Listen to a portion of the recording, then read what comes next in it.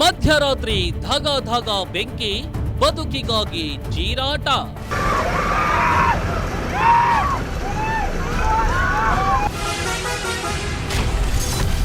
School bus ಮಕ್ಕಳು ಉಳಿದಿದ್ದೇ ಅದೃಷ್ಟ.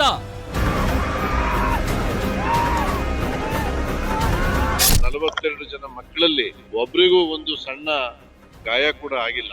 ನಮ್ಮ ಬಸ್ಸಲ್ಲಿ ಮಕ್ಕಳು ಯಾರಿಗೂ ಏನು ಏಟಾಗಿಲ್ಲ ಸರ್.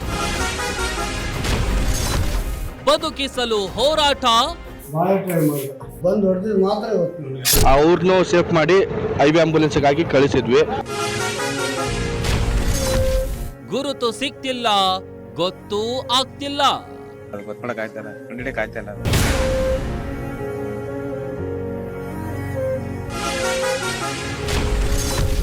ಉಳಿದವರು ಕಂಡಂತೆ.